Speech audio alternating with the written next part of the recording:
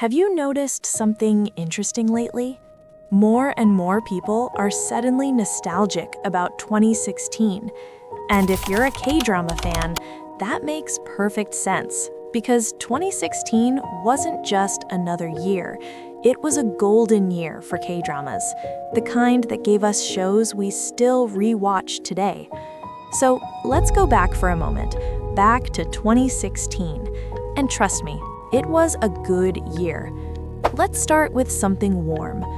Weightlifting Fairy Kim Bok-joo, a story about first love, dreams, friendship, and that chaotic, beautiful period of youth. Lee Sung-kyung and Nam Joo-hyuk created one of the most lovable couples in K-drama history. There was something so natural about them, playful, carefree, comforting. Even now, just thinking about this drama makes me smile. It's the perfect spring drama, the kind that fills you with quiet happiness. Now let's continue the romantic route. Cinderella and the Four Knights, a classic fairy tale setup, but with a twist. Our Cinderella is far from fragile. Instead of one prince, she gets surrounded by several dangerously charming ones. And honestly, who could complain about that? And the OSTs. If you've heard them, you know. Some of those songs are still sitting in my playlist. But let me ask you something. Who were you rooting for? Jung Il-woo or Ahn Jae-hyun? Each of them had completely different energy. Poor Park So-dam, our Cinderella really had a difficult choice. Moonlight Drawn by Clouds. Then we had a historical gem, Moonlight Drawn by Clouds, with Park Bo-gum and Kim Yoo-jung. This role suited Bo-gum perfectly. He managed to show both charisma and vulnerability. And personally, I always enjoy stories where a girl disguises herself as a boy. In this case, she enters the palace as a eunuch. It's romantic, playful, and surprisingly emotional. If you haven't seen it yet, save the title. It leaves a very warm aftertaste. Another unforgettable project from that year was Hwarang.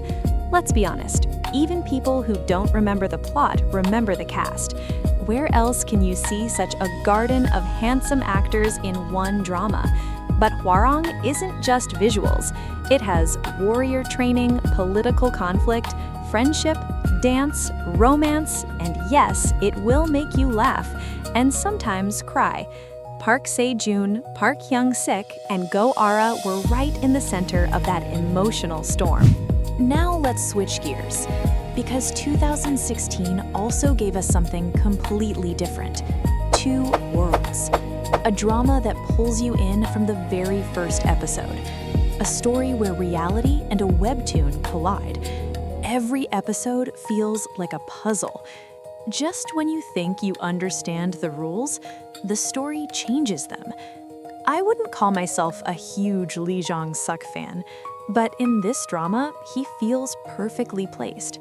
And his chemistry with Han Hyo-joo works beautifully. Another major drama that year was Doctors, with Park Shin-hye and Kim Rae-won. But this one is different.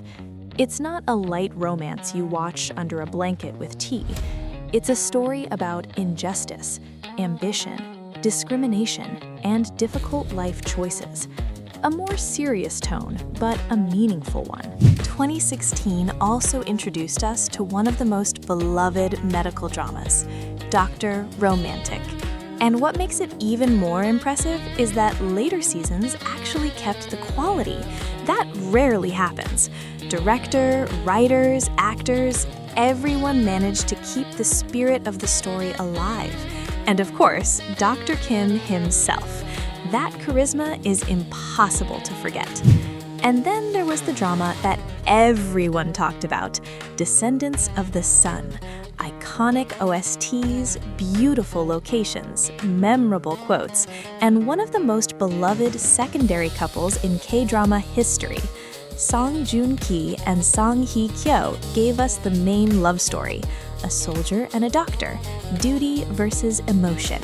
Looking back today, especially in a world where wars are still happening, this drama feels a little different, maybe even more emotional. But for me, there's one drama that stands above all the others: Moonlover's Scarlet Heart Ryeo. I never rewatched it, and yet I still remember so many scenes. This drama gave us IU at the beginning of her acting journey, Lee Joon-gi at his most powerful, and a cast that later became huge stars. It's a beautiful story, but also a heartbreaking one. And yes, I'm still waiting for season 2. If you want, I could even make a psychological analysis of this drama. Just let me know. Looking back at 2016 now, it feels almost unbelievable how many strong dramas appeared in a single year. Stories that stayed with us, stories we still talk about, stories that made us wait for every new episode. So here's my question for you. Can 2026 repeat the magic of 2016? Or was that year truly one of a kind?